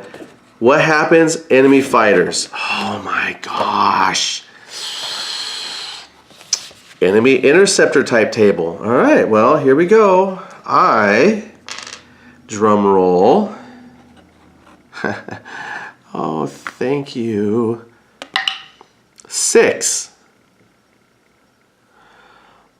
Oh, that's just telling me what type it is. Oh, what could go wrong? It's an ME110. Ha ha ha. Now it says, see, now that I know they're ME110s, now I get to roll to see how many they come at me, which is die 6. And I get to add 2 because I'm in a loose formation. Okay. 5. All right. Well, you get to see a new type of airplane. So let's go grab some ME110s. I don't even know if I can say luckily to this. Luckily, I've got 1 escort. I still have to check to see if there's aces in this. So let me roll that real quick. I tried to get the dice roller on here. I don't think that's gonna fit. Here, let's just shift. That way you can all see the dice rolls. Okay, so I gotta check to see if there's any aces. So there's 5 ME110s, and on my ace checking chart, which is on one of these real quick. Yeah, where was it? Oh, ace table. I'm looking right at it. So there's 5. All right, so a 2. Luckily, no aces. All right, but these are still pretty good aircraft. So I checked to see if this P-47 will race forward. So I have to check the basically the escort engagement table. I've only got 1 escort, so on a roll of a 6, he will charge forward. Oh look, I rolled a 6. Okay, well, I was going to leave him behind to help defend a bomber because he adds a +1 to a bomber's attack rating, but he's going to go fight. Now, because I've got more, try to fit everything on there for you. But because I've got more ME110s, I'm going to give him a wingman. Now what it says is, when you have, basically this is like a swarm essentially, that all the extras, if there's like a 2-to-1 ratio left over of unassigned stuff, it's just kind of a pain. I want to read this to you. Basically it says, the swarm. So if there's a greater than 2-to-1 odds for one side over the other, the remaining fighters cannot attack unless there is a second round of fighter versus fighter. So essentially, luckily, these extras are just going to sit there circling the area.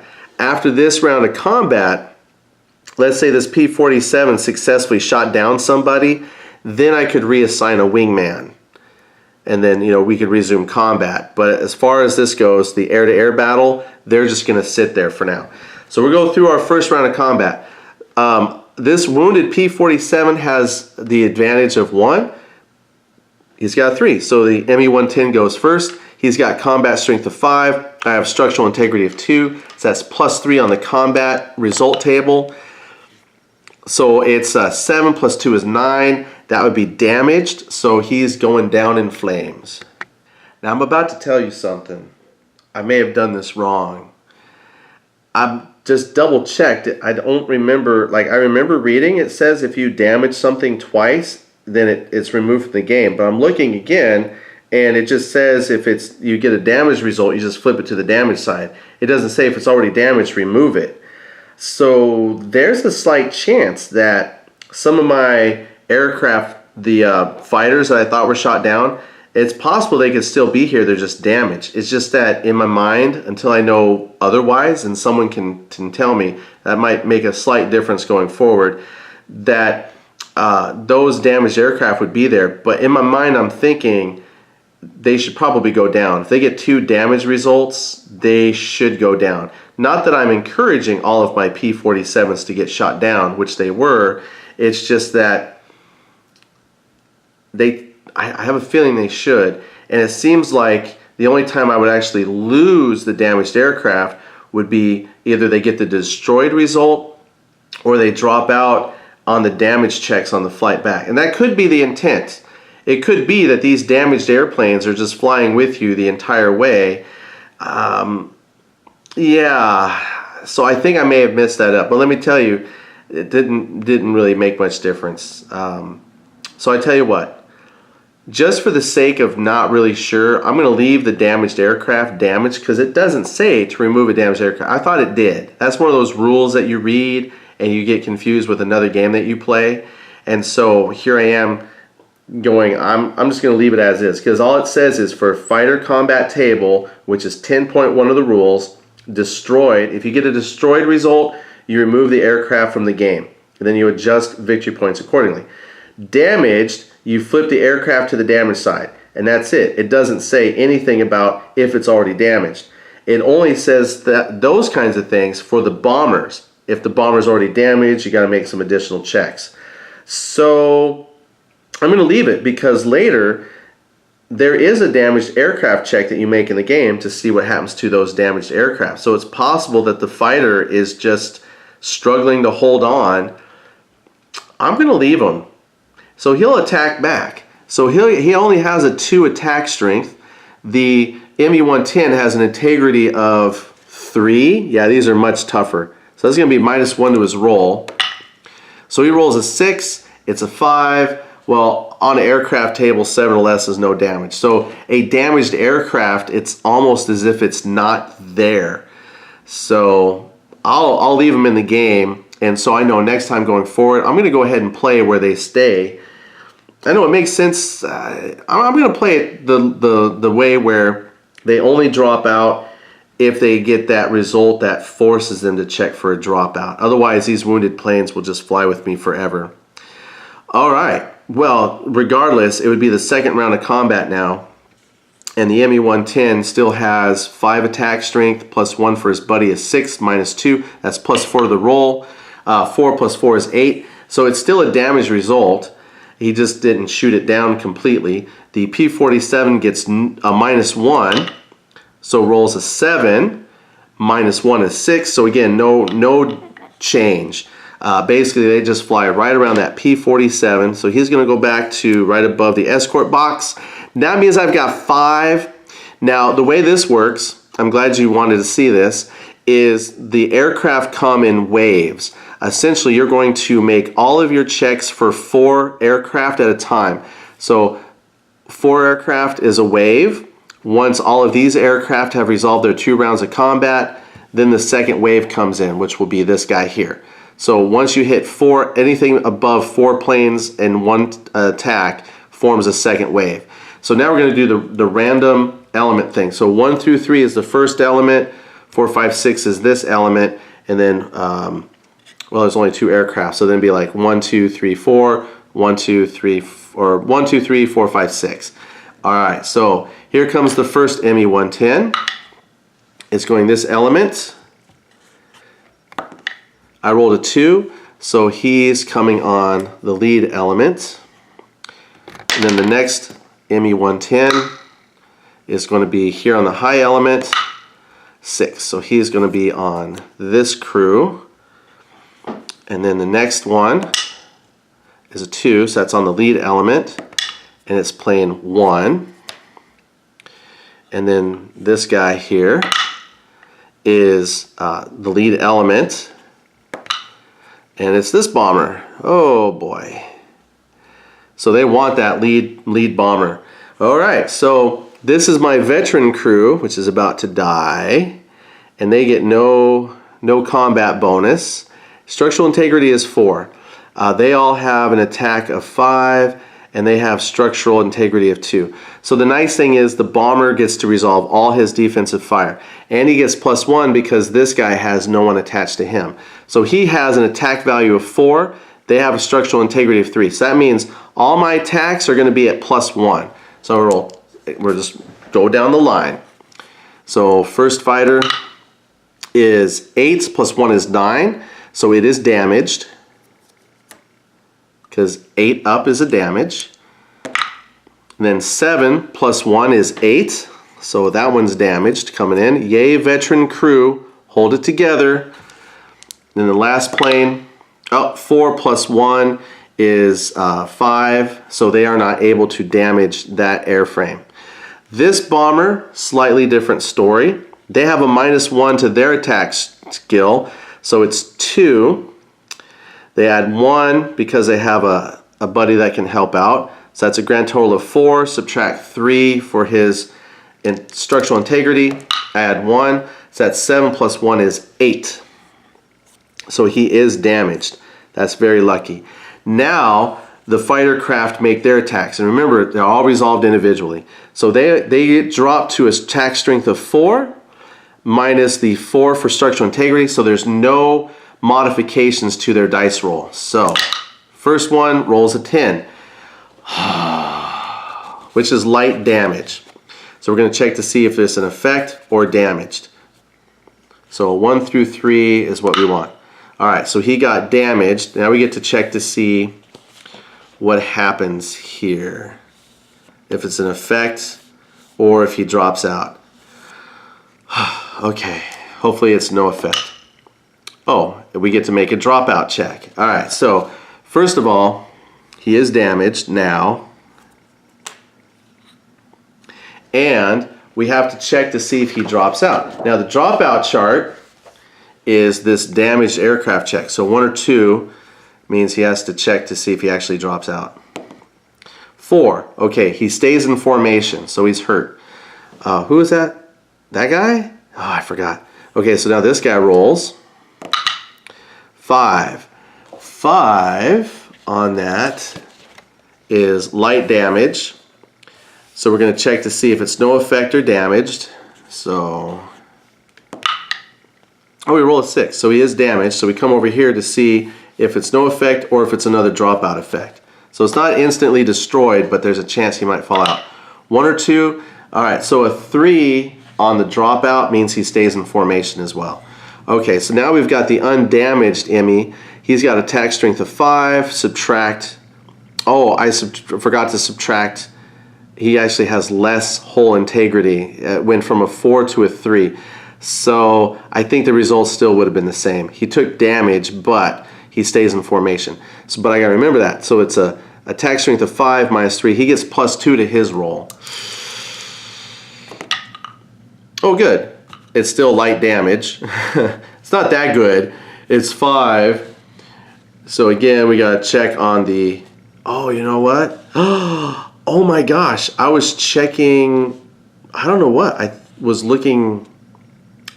I was looking at the light flak damage instead of the bomber damage.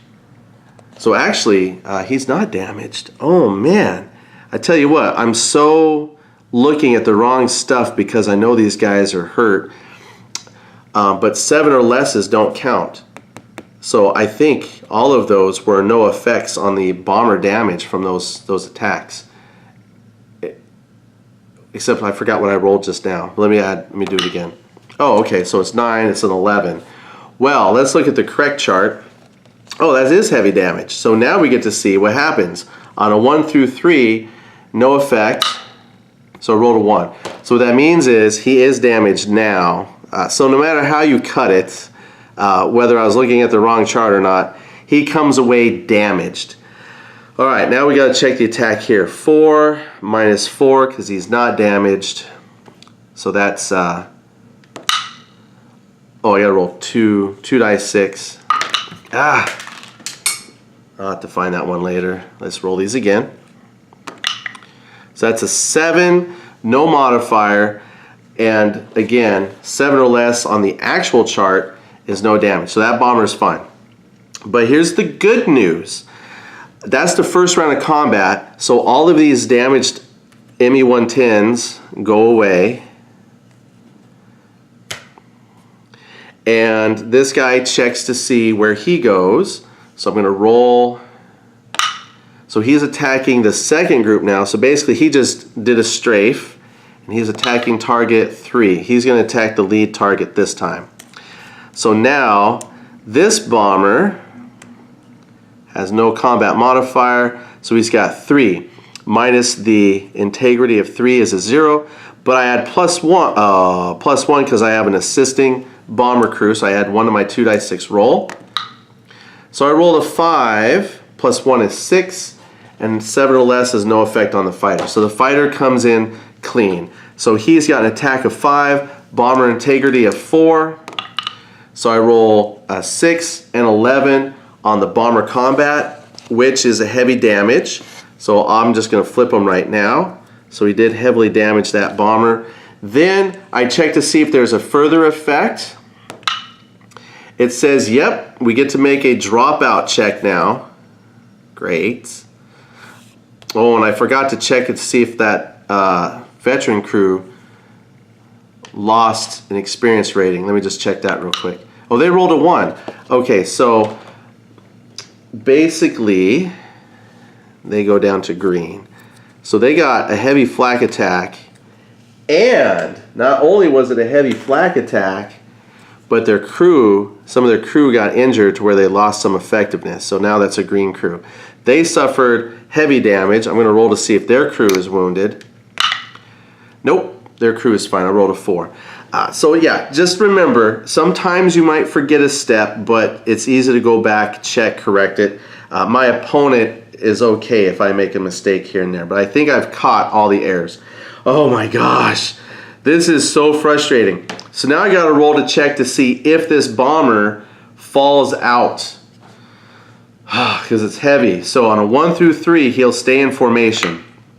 Okay, good. He stays in formation. That's the second round of combat for the first wave. Now I've got that ME-110 coming in as the second wave because he was left over because you only do 4 at a time. So, gosh, here we go. He's attacking the first element, and he's attacking the very lead bomber, which is damaged, by the way. Son of a gun. Okay, so the bomber crew has an attack strength of 2. They have a structural integrity of 3. That means I get -1 on my roll. So 2 die. Oh, I add 1 because of a bomber that's not engaged by somebody. So that makes my total roll a 7. And a 7 against a fighter is no effect. So that fighter is coming in clean. So he makes his first attack against the bomber. So he's got an attack strength of 5. I have an integrity now of 3. So he adds +2 to his roll. He rolls an 11. He gets 13 total. I look at the bomber combat table, 13 plus destroyed. I don't even have to go through this to see if there's an effect or a dropout or anything. That bomber is gone.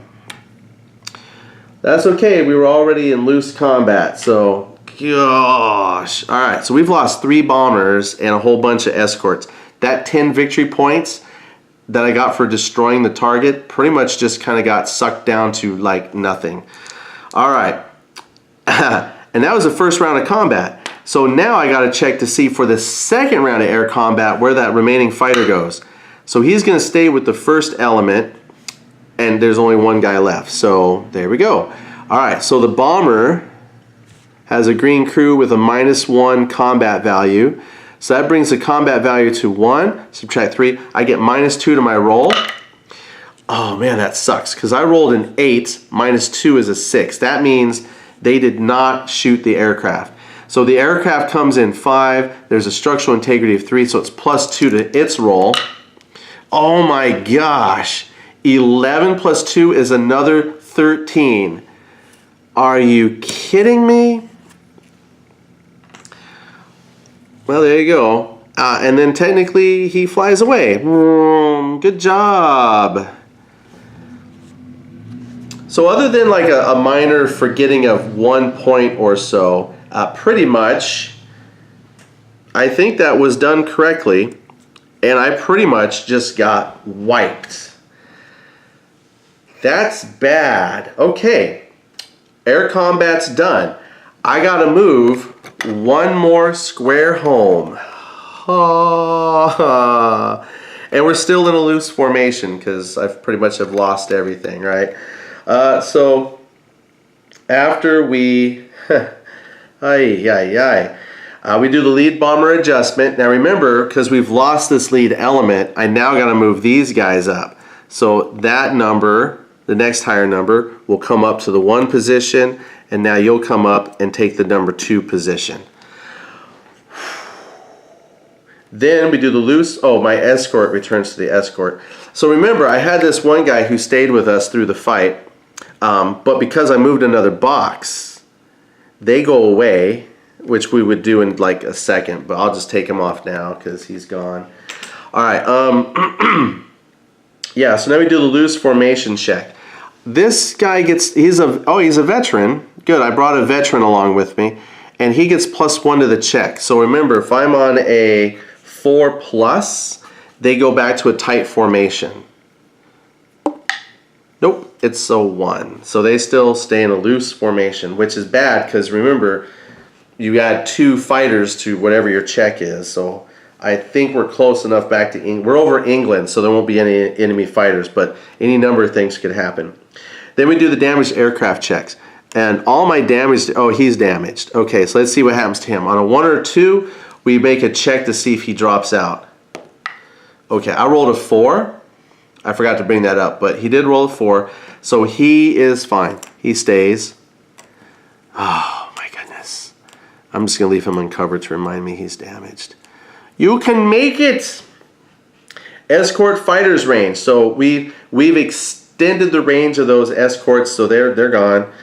I do an escort rendezvous site check, which it's not. There's no aircraft there. I'm not flying over a flak site, and I get to make a random formation event check. 8. I'm only 1 square away, so it says weather change.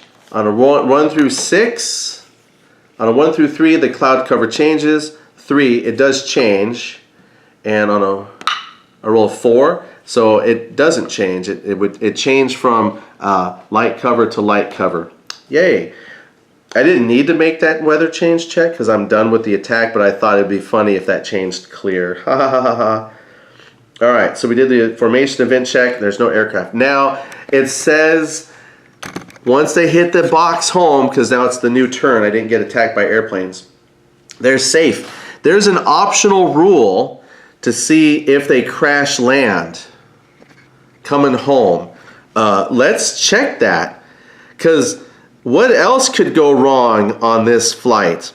I'm going to tell you, I think that all the people I've seen play this on YouTube, they play and they only show you a good successful mission. I have yet to see somebody play this where it sucked beyond suck. All right, let's see what happens when you land. I never thought I would use the optional landing procedure, but I might as well, right? So it says each bomber in the formation rolls a die 6, plus the bomber's performance rating, plus the crew's performance rating, and consults the optional landing table. Oh good, we have an optional landing table, which is right here. And I'm either going to get a good landing, hard landing, or a crash. Now luckily, my damaged airplane, the crew has a +1. So I'm going to roll a die 6. Okay, here we go. What does it say? Roll 2 die 6 or 1 die 6? 1 die 6. Okay, so this could be good. I'm going to roll 1 die 6 and I add 1 to the result, and let's see what happens here. Ready? Oh, lucky us. So the damaged bomber got a good. 4+ is good. Now I have the green crew, which is right next to them. They don't get any modifier. Okay. Well, the aircraft gets a +2 because it's not damaged. So I'm going to add 2 to the roll. 3 and 5, so they're good too. All right, well that's cool. That just adds a little bit of extra tension there, because I thought that would have been hilarious if I had lost a bomber on the landing. But everybody lands. So that's an optional rule I might not use if I had all 12 planes landing, unless I've got that kind of time. Oh my gosh. So out of 6, here's your 2 that landed. So I was gonna write this stuff down and be like, hey, let's do a whole campaign, but I don't think I want to write this down on the paper I printed because that's a terrible. I know technically I should just man up and write this down and make that a good campaign start. Oh, why are you doing this to me? So we have the campaign log, we got the target, bombers. I probably should have filled all this paperwork out first, honestly. Okay, so next time we play, we'll fill out the paperwork. I don't feel like filling all that paperwork out now. I don't feel very motivated for some reason. But now we do a cleanup.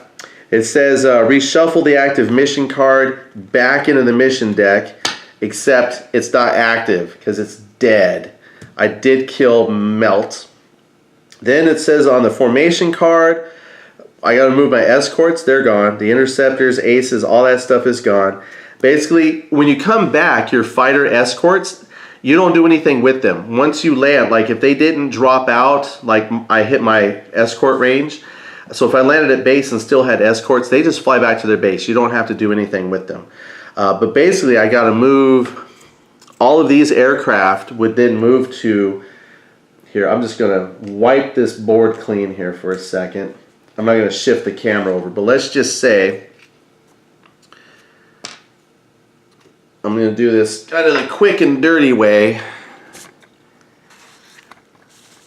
Yeah, let's do like that. So this aircraft landed. They came back undamaged. They were fine. Lucky them. So what happens is they move over to the ready. But I wouldn't put them with my squadron. Now I still have the squadron. I just kind of shifted them off, but I had like 6 planes remaining. So this one came back. So I wouldn't put him over here first because they get to check to see if they get promoted. This guy is going to stay over here. He's going to stay on the not ready side. So this landed on the not ready, but because it's not damaged, they go to the ready side. So meaning they had a nice clean flight. Lucky them. Then I determined the victory points. So I had 10 victory points for the target, right? But I lost so many because you lose 2 for each bomber. I lost 4 bombers. That's 8 points right there. Plus, you lose a victory point for each of your aircraft that drop. So technically, there's a chance that some of those fighters lived because if I had played it where the rules are, even if you score a second damage on a damaged aircraft, it doesn't say destroy it. I think I was playing it that way because like every other game I have is a damaged thing that takes a second damage is destroyed. But after reading the rules, I think the aircraft are a little more resilient than that. But let's just say though, I still lost. Let's say I did lose those 5 escorts because some of them dropped out on the drop check coming home. So that's already, what is that? 4 aircraft, that's 8 plus 5 is 13. So I'm already in the hole, minus 3 victory points. But did I destroy I don't think I destroyed any enemy aircraft. I damaged some and scared them away. So I don't even get victory points for that. So that pretty much was a bust because after you determine your victory points, there's a little table you can look at and it says based on the victory points from your mission, where is it at here? Campaign progress table. This tells you basically how many campaign points you get to advance the overall campaign tracker. So I was minus 3. So minus 1 to the campaign. So my campaign is already starting off at minus 1 victory point. That's great. All right. Then you would check to see your campaign success. So I still have 4 missions to redeem myself. Do the damage bomber repair. For each bomber in the not ready section, roll a die 6. So let's roll that real quick. I rolled a 1. It says 1 through 3, it stays in the not ready. So that bomber is still messed up. Then you do the same thing for the bomber replacement. I'm not going to replace the bombers because we're not going to move on. Okay, so they're done. Then crew experience. I'm going to roll. It says a 5 or 6 is rolled, the crew experience is upgraded. But that's only for the people in the ready. I got to check my not ready crew.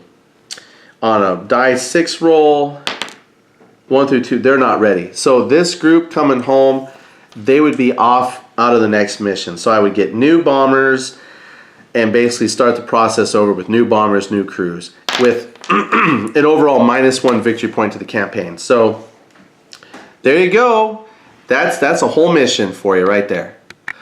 All right, so just a quick kind of debrief on that. I think I got all the rules pretty much right. I know there's a couple places I may have hiccuped, but I honestly don't think the hiccups would have changed the outcome. I pretty much did not do well, and that's okay. I mean, the thing is, I've read some forums, I've watched some YouTube videos, and people were talking about how they didn't suffer a whole lot of losses, and I think that's a good balance because I did. So you're gonna have good missions, you're gonna have bad missions. Because I'll be honest, up to this point I usually felt pretty invincible, but some good dice rolls on behalf of the AI for the Germans really put a damper in things. So that's pretty amazing. I don't think I would need to change anything. I know like some rules people wanted to change were like the flak over a city. I think in the version 2.1 and earlier rules, when you flew over a city, you'd roll your 2 dice. If you got the 2 die 5, or the 2 through 5, you would get attacked, and you would roll to see if it was like a light attack, a medium attack, or a heavy attack. And then the flak, based on that number, for every hit, you would roll a 5, like a die 6, and on a 5 or 6, you actually, had to roll for damage. That was a hit. But I guess in the 2.2 rules, they changed it to where when you fly over the city, you still get a hit on a 5 or a 6. But when you're doing the bomb run, and if you get hit by flak, you actually only get hit on a 6. So it actually made like the flak on the bomb run weaker than the flak when you're flying over a city. And I've read in some forums that people thought you should switch that the flak on the outer parts of the city, technically when you fly over flak, would be the weaker, and then the flak flying into the target would be stronger. That probably would not have made much of a change here. I'm not quite sure what the answer for the flak, because I did a lot of flak rolls, and I think maybe I got damaged once. I don't know. I don't remember. I may have lost one of these aircraft to flak or damaged. So I'm not quite sure if I could say flak is underpowered or not. The air situation totally decimated me. I just followed the chart. It said roll, especially there at the end. I rolled like a 3, and it said add 2 because you're in a loose formation. So 5 aircraft, and I only had 1 escort. I mean, I totally believe all that. I think these results are, kind of abstracted, because in an actual air campaign, they would send like, hundreds of bombers, and there might be only 5 interceptors for the hundreds of aircraft. So this, I can't say that's completely realistic, the results I got here, but if you were to just kind of abstract it out, yeah, I got racked bad. They tore me up.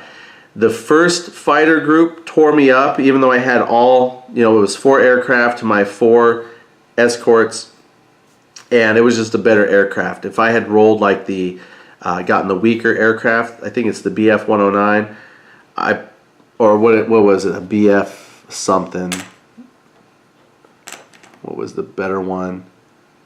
Well, anyway, there's a weaker plane on there. Maybe that would have made a difference in that first air combat. I could have saved some escorts. And like I said, I think upon further reading of the way the rules are written, my aircraft aren't destroyed on that second damage hit. So it's possible that I might have had some lingering aircraft for that second wave that hit. But to still have that many airplanes come through and just go ripping through the bombers, that's kind of how I envision it happening. So I'm not completely, I'm sad, but I'm not mad because it's kind of how it worked out. I think that you're going to have some games where things go well. I would embrace that. And then, if you got a game like this where things went badly, I said I would write these down and actually do a campaign on that, but I'd have to do a lot of paperwork that I wasn't doing, so I probably won't write this down. But I'm telling you, this is going onto the YouTube, and I can always come back and look at what a horrible mission was. Yes, we destroyed the city, but at what cost? What is that? That's a Pyrrhic victory. But there you go. Hopefully, this shows you the other side of a wing and a prayer. Yeah, if you got any questions, or if there are some rules that maybe I didn't correct on my playthrough, like I said, I think I caught most of them and corrected them on the playthrough. But yeah, if I did miss something, let me know. But otherwise, I think it's probably better I just end it here, because this is probably a super long video now, and if you watch the whole thing, I appreciate that. But if you want to see another one of these and a nice proper campaign with mission logs, we'll fill those out together. Just let me know. Otherwise, I will see you later.